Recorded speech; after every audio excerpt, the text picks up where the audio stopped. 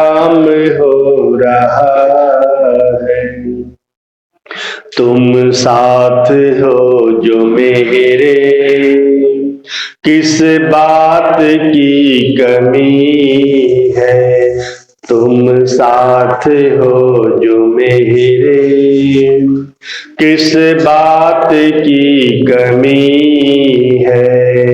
किसी और चीज की अब दरकार भी नहीं है। किसी और चीज की अब दरकार भी नहीं है।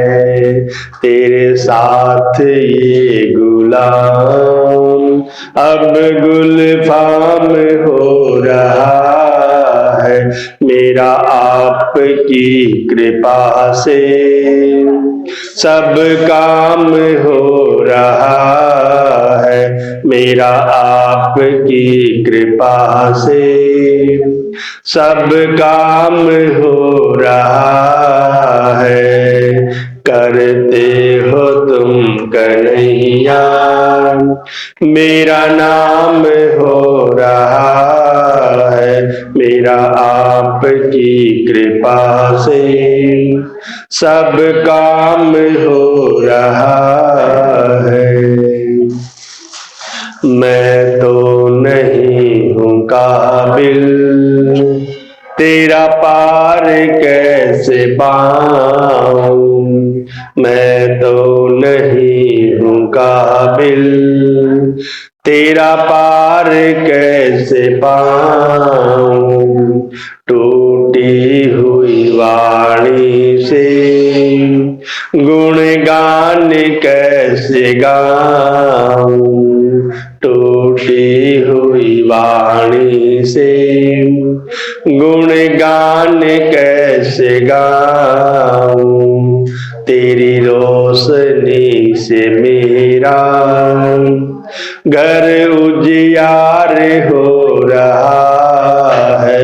मेरा आपकी कृपा से सब काम हो रहा है। करते हो तुम कन्हैया, मेरा नाम हो रहा है।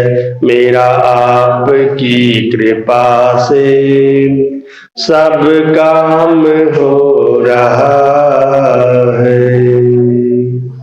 बोले वृंदावन बिहारी लाल की जय।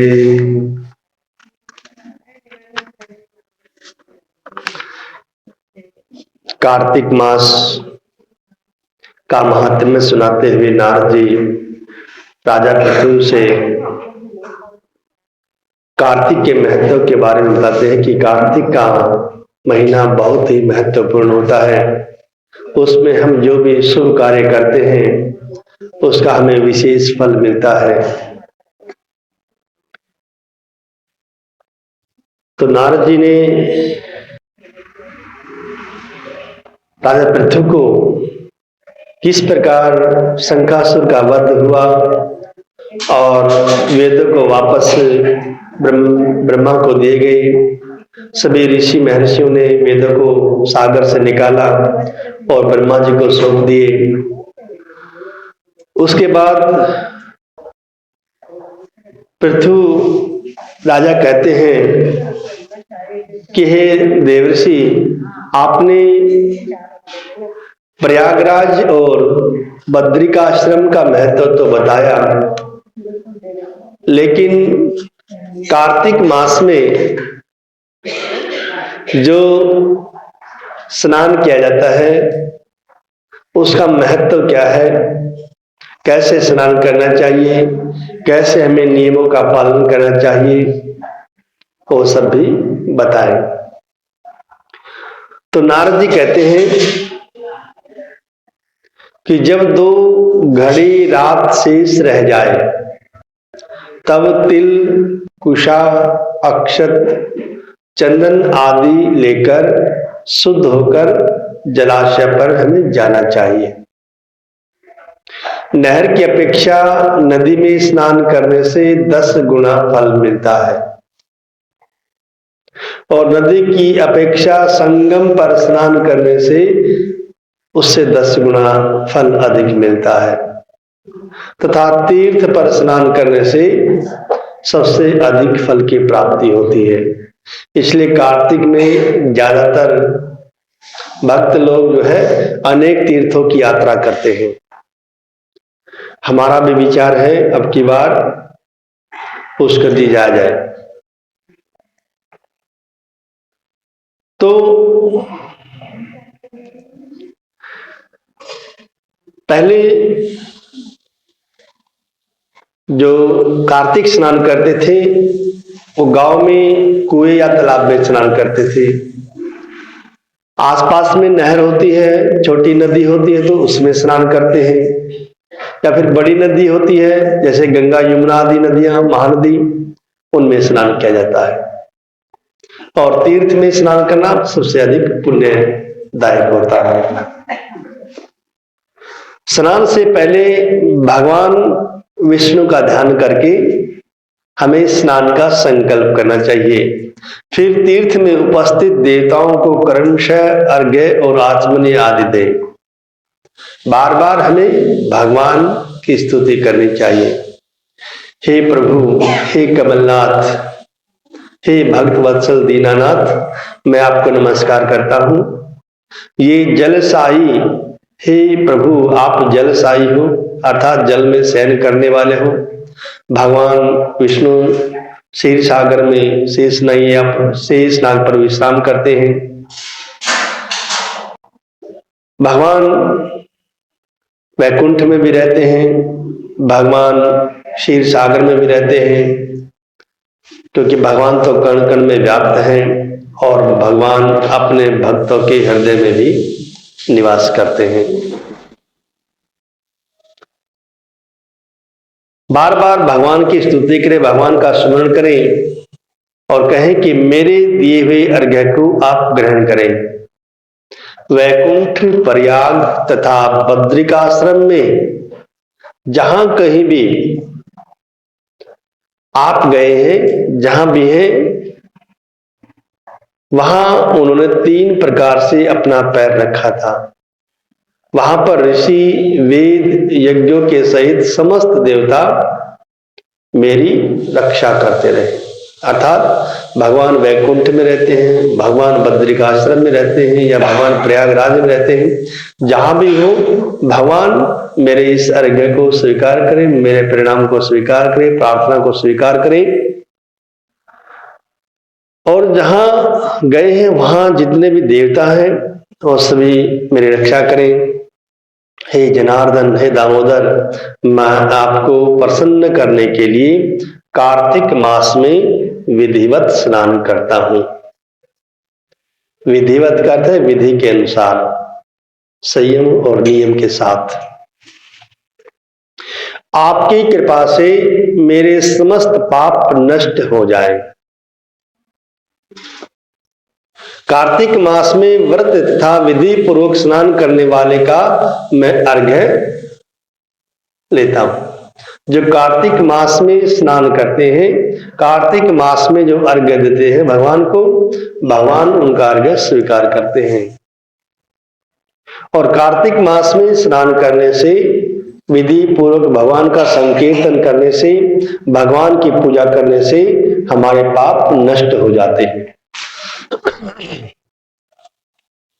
हे पाप नाशक, हे प्रभु, कार्तिक मास में नित्य प्रति दिए हुए मेरे इस अर्घ्य द्वारा कार्तिक स्नान का व्रत करने वाला फल मुझे प्राप्त हो। इसके बाद विष्णु भगवान, शंकर जी तथा सूर्य का ध्यान करें, जल में प्रवेश करें और नाभि पर्यंत जल में खड़ा होकर विधि पूर्वक स्नान करें। हमें, जैसे हम गंगा में स्नान करते हैं तो उससे पहले हम गंगा में स्नान करने, घुसने से पहले, जल में जाने से पहले हम वहां पर गंगा जी को नमस्कार करते हैं। उसके बाद फिर जो है जल से भगवान को अर्घ्य देते हैं। उसके बाद हमें गंगा जी में स्नान करना चाहिए, अंदर जाना चाहिए। गृहस्थी जो प्राणी है वो तिल से और आंवले का चूर्ण लगाकर तथा विधवा स्त्री या जो यति साधु है वो तुलसी की जड़ की मिट्टी लगाकर स्नान करें। सप्तमी, अमावस्या, नवमी, त्रयोदशी, द्वितीया, दसवीं आदि तिथियों को आंवला तथा तिल से स्नान नहीं करना चाहिए। सप्तमी को आंवले का प्रयोग न करें, अमावस्या को, नवमी को, त्रयोदशी को, दसवीं को और द्वितीया को।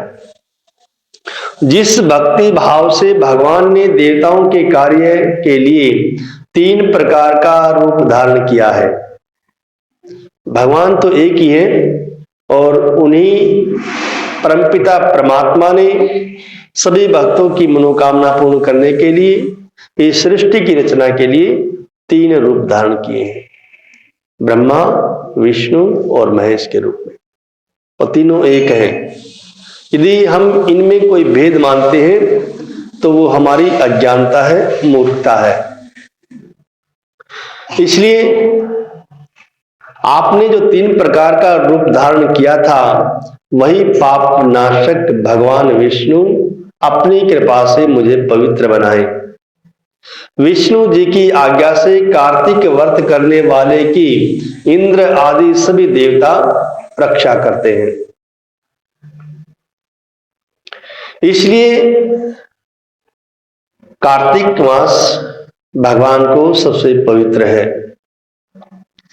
बीजों, रहस्यों तथा यज्ञों सहित वेद के मंत्र कश्यप आदि ऋषि, इंद्र आदि देवता मुझे पवित्र करें, क्योंकि कुछ बीज मंत्र हैं, कुछ रहस्य हैं, कुछ यज्ञ हैं। तो इन सभी के द्वारा हम जो भी कार्य करते हैं, बीज मंत्र का उच्चारण करते हैं या कोई यज्ञ हवन इत्यादि करते हैं, उनके द्वारा सभी जो कश्यप आदि जो ऋषि हैं, इंद्र आदि जो देवता हैं, वो मुझे पवित्र करें। गंगा आदि सभी नदियां, समस्त तीर्थ, 7 समुद्र, समस्त जलाशय मुझको पवित्र करें। अदिति आदि सभी नारियां, यज्ञ, सिद्ध, सर्प और सभी औषधियां, तीनों लोकों के पर्वत मुझे पवित्र करें। सभी से प्रार्थना करें, क्योंकि हमारे अंदर जब समभाव हो जाता है तो हम सभी को समान मानते हैं। हमारी जो भेद बुद्धि है वही हमारा पतन का कारण होती है। हम किसी के साथ भी भेदभाव न करें। इन शब्दों को कहकर स्नान करने से व्रती हाथ में पवित्री धारण करके देवता, ऋषि, मनुष्य और पितरों का विधिवत तर्पण करें। पहले देवताओं का तर्पण किया जाता है, फिर ऋषियों का तर्पण किया जाता है और उसके बाद पितरों का तर्पण किया जाता है। और तर्पण के समय जितने भी तिल तर्पण में रहते हैं उतने वर्ष पर्यंत जो व्रती है, जो साधक है, उसके पितृगण स्वर्गलोक में वास करते हैं। उसके बाद व्रत करने वाला जल से निकलकर शुद्ध वस्त्र पहने और प्रातः काल के सब कृत्यों से निवृत्त होकर भगवान का पूजन करे। सभी तीर्थों के सारे देवताओं का स्मरण करके भक्ति पूर्वक सावधान होकर चंदन, फूल और फलों सहित भगवान विष्णु को फिर से अर्घ्य दे और पवित्र कार्तिक मास में कहे कि मैंने इस कार्तिक मास में स्नान किया है, हे प्रभु राधिका के साथ आप मेरे इस अर्घ्य को स्वीकार करें। उसके बाद चंदन, फूल और तांबुल आदि से वेद पाठी ब्राह्मणों का श्रद्धा पूर्वक पूजन करें और बार बार साष्टांग प्रणाम करें। ब्राह्मणों के दाएं पैर में तीर्थ रहते हैं, मुख में वेद और सारे अंगों में देवताओं का निवास होता है। अपने कल्याण की कामना रखने वाले लोग न इनका अपमान करें और न इनके साथ विरोध करें। वाद विवाद भी नहीं करना चाहिए। फिर एकाग्रचित्त होकर भगवान विष्णु की प्यारी तुलसी का पूजन करें, उनकी परिक्रमा करें और प्रणाम करें। हे देवी, हे तुलसी महारानी, देवताओं ने ही प्राचीन काल में तुम्हारा निर्माण किया है और ऋषियों ने तुम्हारा पूजन किया है।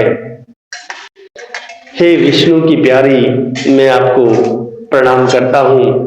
आप मेरे सब पापों का नाश करें। इस प्रकार भक्ति पूर्वक जो कार्तिक मास का अनुष्ठान करते हैं वह संसार से सभी सुखों को भोगते हुए मुक्त हो जाते हैं। इसलिए हम विधि विधान से सभी कार्य करें, भगवान की पूजा करें। हमारा एक मानना होता है कि भगवान हमारी मनोकामना पूर्ण करें तो हम पूजा पाठ करें। हम कोई भी अच्छी आदत डालें या उसकी शुरुआत करें, क्योंकि हमारे अंदर, हम सभी के अंदर बुराइयां हैं, सभी के अंदर दोष हैं। वो दोष जब दूर होंगे जब हम भगवान की भक्ति करेंगे।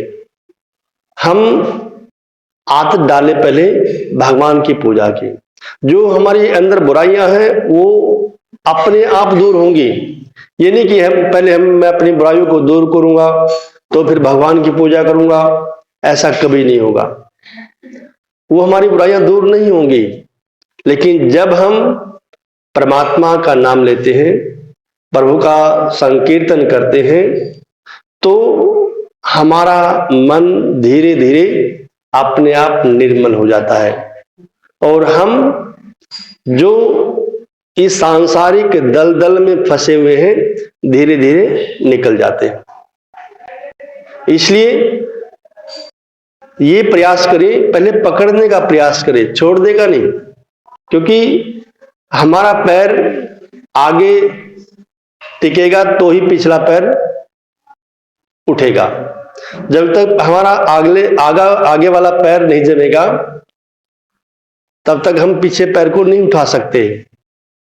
इसलिए हमें सबसे पहले भगवान के नाम को पकड़ना चाहिए, तो ही हमारे पीछे की जो बुराइयां हैं, हमारे जो पाप हैं वो नष्ट होंगे।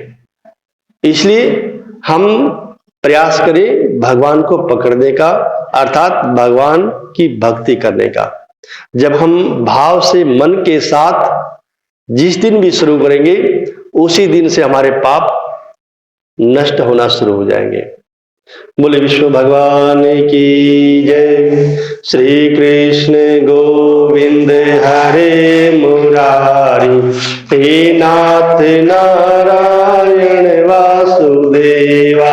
श्री कृष्ण गोविंद हरे मुरारी, हे नाथ नारायण सुदेवा। हे नाथ नारायण वासुदेवा, हे नाथ नारायण वासुदेवा, हे नाथ नारायण वासुदेवा, हे नाथ नारायण वासुदेवा। श्री कृष्ण गोविंद हरे मुरारी, हे नाथ नारायण वासुदेवा। श्री कृष्ण गोविंद हरे मुरारी, नारायण वासुदेवा। नारी धरा धाम सुपुत्र प्यारे, माता पिता सुबंधु है सारे। नारी धरा धाम सुपुत्र प्यारे, माता पिता सुबंधु है सारे, कोई ना साथी हरि को पुकारे, कोई ना साथी हरि को पुकारे। हे नाथ नारायण वासुदेवा, श्री कृष्ण गोविंद हरे मुरारी।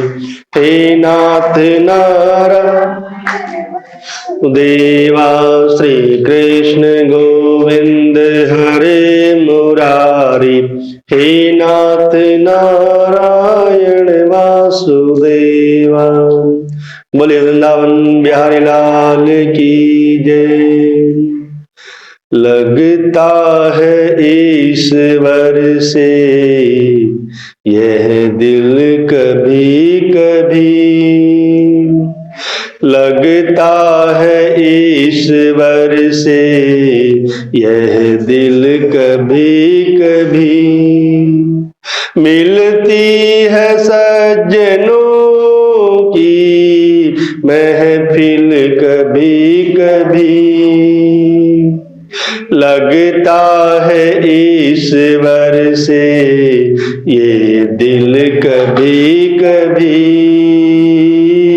लगता है ईश्वर से ये दिल कभी कभी। मिलती है सज्जनों की महफिल कभी कभी, लगता है ईश्वर से ये दिल कभी कभी। मिलते हैं जन्म अनेकों जीव आत्मा को, मिलते हैं जन्म अनेकों जीव आत्मा को।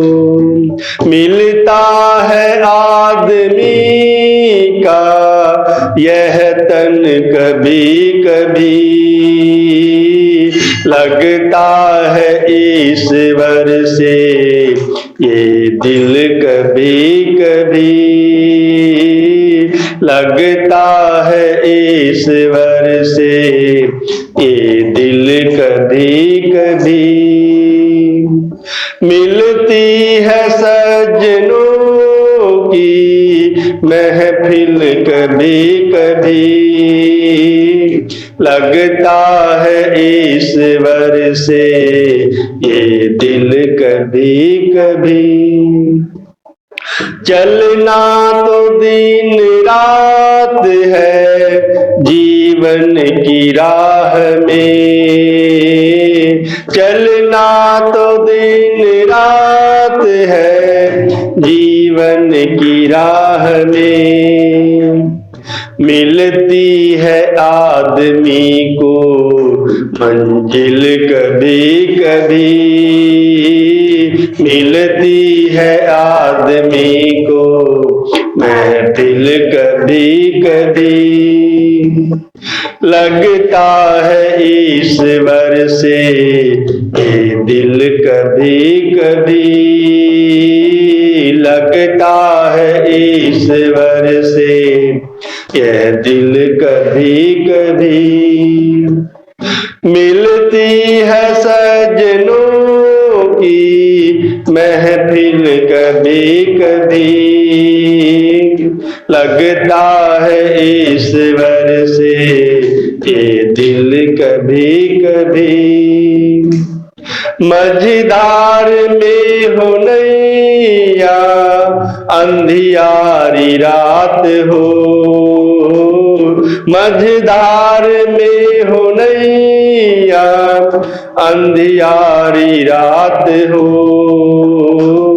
ऐसी दशा में मिलता है साहिल कभी कभी, ऐसी दशा में मिलता है साहिल कभी कभी। लगता है ईश्वर से ये दिल कभी कभी, लगता है ईश्वर से ये दिल कभी कभी। मिलती है सज्जनों की महफिल कभी कभी, लगता है ईश्वर से ये दिल कभी कभी। एक बूंद जल की प्यासा चातक है चाहता, एक बूंद जल की प्यासा चातक है चाहता। स्वाति में बरसता है ये बादल कभी कभी, लगता है ईश्वर से ये दिल कभी कभी। मिलती है सज्जनों की महफिल कभी कभी, लगता है ईश्वर से ये दिल कभी कभी। लाखों जहां में आए लाखों चले गए, लाखों जहां में आए लाखों चले गए। जीवन में है मिलता ईश्वर कभी कभी, लगता है ईश्वर से ये दिल कभी कभी। मिलती है सज्जनों की महफिल कभी कभी, लगता है ईश्वर से ये दिल कभी कभी। बोले वृंदावन बिहारी लाल की जय, बोले सच्चिदानंद भगवान की जय। आरती करेंगे।